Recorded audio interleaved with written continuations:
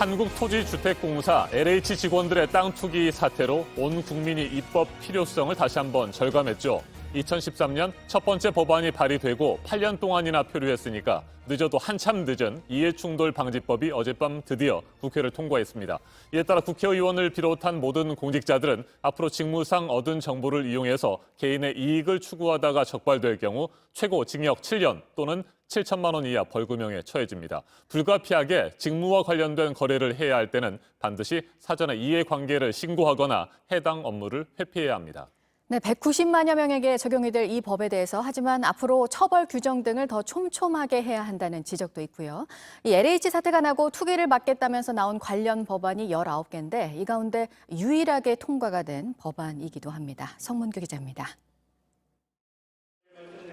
이해충돌방지법은 4월 임시국회 마지막 날 밤에 통과됐습니다. 재석 251인 중 찬성 240인, 반대 2인, 기권 9인으로서 공직자의 이해충돌 방지법안 대안은 가결되었음을 선포합니다. 공직자가 직무상 취득한 정보를 활용해 사적 이득을 얻는 것을 방지하는 것이 주요 내용으로 이를 어길 경우 7년 이하의 징역이나 7천만 원 이하 벌금형에 처해집니다. 부동산을 직접 취급하는 공공기관의 공직자는 기관의 모든 사업 관련 부동산 보유, 매수 시에 신고하여도록 하였으며 채용 업무를 담당하는 공직자의 가족은 해당 공공기관 등에 채용될 수 없도록 하는 내용도 담겼습니다. 공무원과 공공기관 직원 등 190만 명가량이 대상인데 배우자와 직계 존비속까지 포함할 경우 800만 명까지 늘어날 수 있습니다.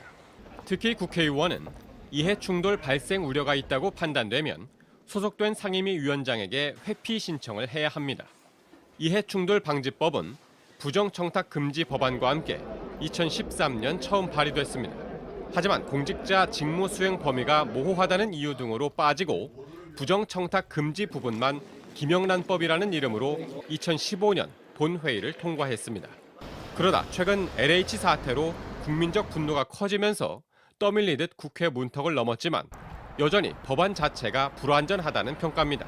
권익위가 확인을 하더라도 직접적인 그런 조사건이 없어서 근본적인 해결을 하지 못하는 그런 아쉬움이 있었습니다. 가후에 처벌할 수 있는 이런 규정도 사실상 좀 촘촘하게 만들 필요는 있습니다.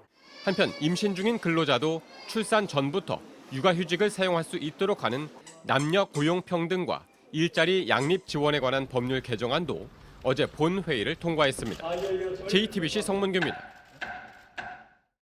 이처럼 이해충돌 방지법은 국회의원들이 분노한 부동산 민심에 떠밀리면서 겨우 국회 문턱을 넘어섰습니다. 하지만 코로나19 확산을 막기 위한 사회적 거리두기와 정부의 강력한 방역 조치로 큰 피해를 입은 자영업자들을 위한 손실보상법은 이번 임시국회에서도 처리되지 못했습니다.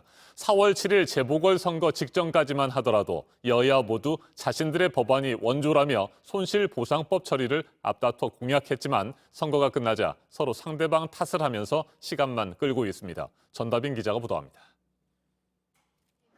서울 명동에서 국수집을 운영하는 유미아 씨는 어제 하루 가게를 비웠습니다. 대신 국회 천막 농성장을 찾았습니다. 4월 임시국회에서 결국 코로나 손실보상법 처리가 무산된 걸 비판하기 위해서입니다. 정말 우리 소상공인들의 마음을 알고 국회의원들이 일을 하시는지 너무 정말 답답합니다. 왜 다른 나라는 다 해주는데 우리나라는 안 합니까? 소상공인들이 더 허탈해하는 건 4.7 재보선 전엔 여야가 이 법안을 통과시키겠다고 앞다퉈 약속했기 때문입니다. 손실보상제는 헌법을 지키는 길이기도 합니다. 조속한 심의와 처리를 영업 제한을 하는 경우에 정상적인 정부였다면 손실보상 계획부터 수립했어야 합니다. 하지만 선거가 끝난 뒤 지난 3주를 여야는 다투기만 하다 정작 법안은 심사조차 하지 않았습니다. 이런 상황에 책임을 놓고 국민의힘은 민주당 탓을 하고 더불어민주당의 요청으로 27일로 연기되더니 그마저도 안건 조정에 실패하면서 법안 소위는 개최조차 못하고 말았습니다. 민주당은 국민의힘 탓을 합니다. 중소상공인 손실보상에 관한 이 법이 미처 다 논의되지 못한 것에 대해서 유감입니다. 다만 야당의 거부로 산자중기위원회에서 비대면 중소벤처기업 육성법 등 또 벤처기업법 등의 논의가 지연된 점은 아쉽습니다. 거대 정당들의 이런 내탁 공방은 국회 내에서도 비판받습니다. 거대 양당은 논의가 진전되지 않는 것이 니 탓이라며 국민들 절규에는 기닫고 있습니다. 이러는 사이 정부는 정부대로 재원 마련 등을 이유로 손실보상 반대 입장을 밝힌 상황. 결국 선거 전 약속만 철석같이 믿었던 소상공인들의 상처는 깊어만 갑니다. 버텨왔는데 이제는 사채까지 다 빌었다가 쓰고 진짜 빨리 좀 처리해 주세요. 내가 얼마나 절절히 울고 불고 다녔는지. JTBC 전다빈입니다. 대전의 노인 요양시설에서 18명이 한꺼번에 코로나19에 감염됐습니다. 오늘 0시 기준 국내 신규 확진자 수는 이틀 연속 600명대 중후반에 이를 것으로 보입니다. 어젯밤 9시까지 610명이 새롭게 확진 판정을 받았습니다. 정부는 오늘 오전 다음 주부터 적용할 방역 대책을 발표할 예정인데 현행 사회적 거리 두기를 5월 23일까지 3주 더 연장할 가능성이 높습니다. 박지윤 기자입니다. 대전시 유성구의 한 노인 요양시설입니다. 대전시에 따르면 어제 이곳에서 18명이 확진되는 집단 감염이 발생했습니다.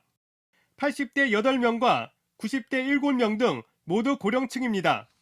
어제 같은 방 입소자 5명이 의심 증상을 보여 신속 항원 키트로 자가 검사를 받았는데 3명이 양성으로 나왔습니다. 이후 입소자와 종사자 66명 전원에 검체를 채취해 분석했더니 18명이 확진됐습니다.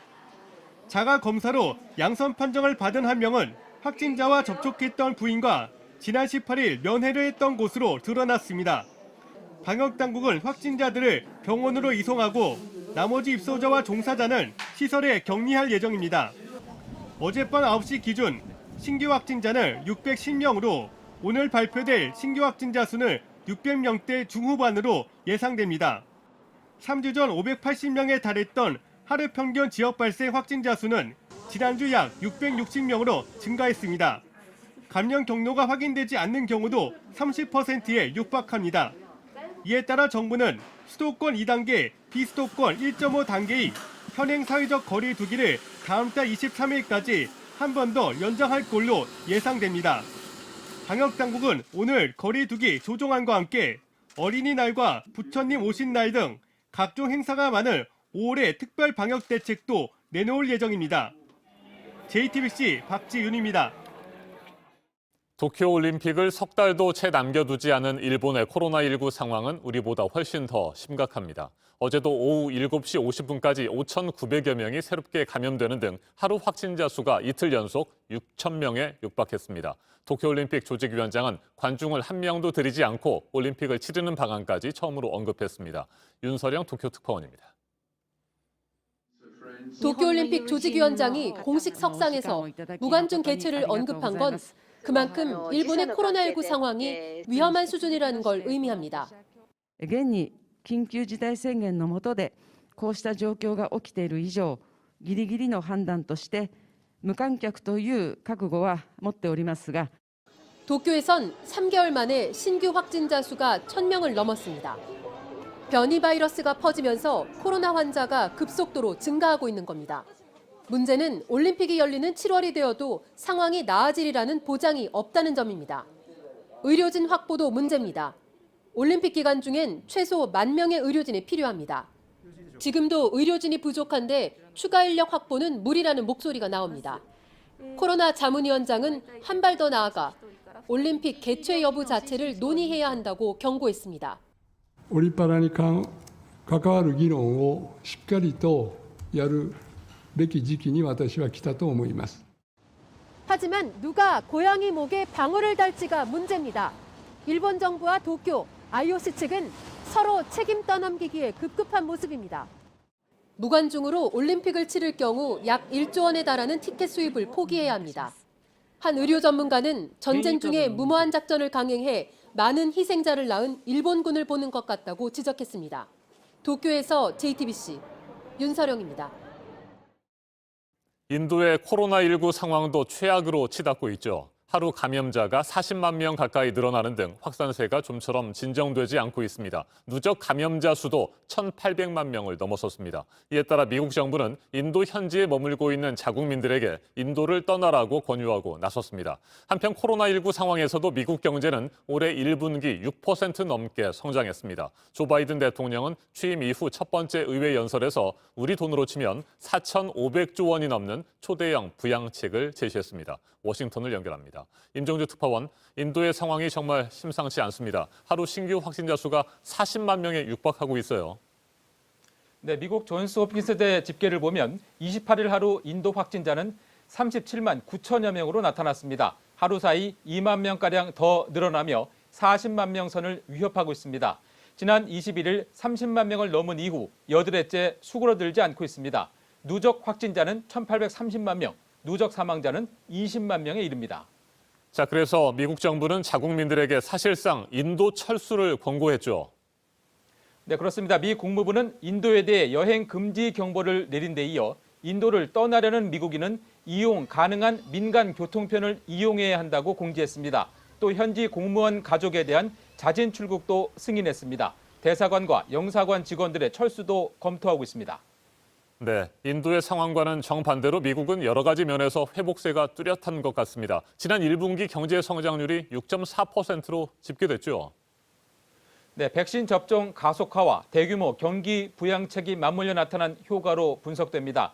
1분기 국내 총생산 GDP 증가율 6.4%는 기저 효과로 급반등한 지난해 3분기를 빼면 18년 만에 최대 성장폭이라고 미국 언론들은 전하고 있습니다. 전문가 사이에선 다른 나라에 비해 빠르고 분명한 회복의 초기 단계라는 분석과 함께 회복 양상의 부문별로 차이가 커서 좀 더 지켜봐야 한다는 신중론이 함께 나오고 있습니다. 바이든 대통령은 우리 시간으로 어젯밤 취임 이후 처음으로 의회 연설을 했다고 들었습니다. 우리 돈으로 치면 4,500조 원이 넘는 공격적인 부양책을 제시했습니까?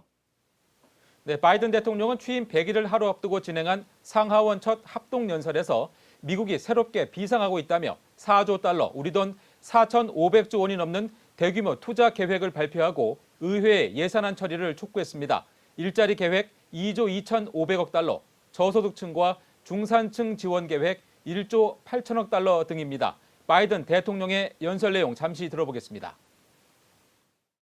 The worst pandemic in a century. The worst economic crisis since the Great Depression. After just 100 days, I can report to the nation, America is on the move again.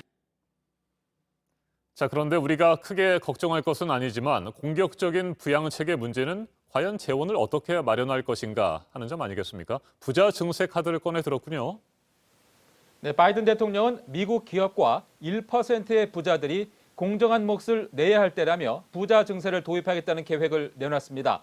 바이든 정부는 법인세를 21%에서 28%로 또 소득세는 연간 40만 달러 이상의 경우 현재 37%에서 39.6%로 각각 올리는 방안 등을 추진하고 있습니다. 이를 놓고는 야당인 공화당 내부에선 사회주의식 발상이라는 반발이 나오고 있고 민주당 내에서도 찬반 논쟁이 일고 있습니다.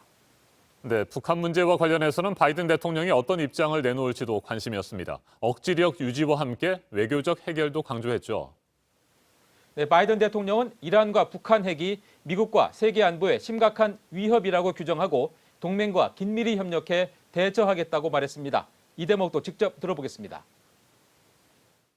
We're going to be working closely with our allies to address the threats posed by both of these countries through diplomacy as well as stern deterrence. 한미 간 굳건한 안보 태세로 북한의 도발을 억제하면서 외교적 해법을 모색하겠다는 방침을 거듭 분명히 한 대목입니다. 지금까지 워싱턴에서 JTBC 임종주입니다.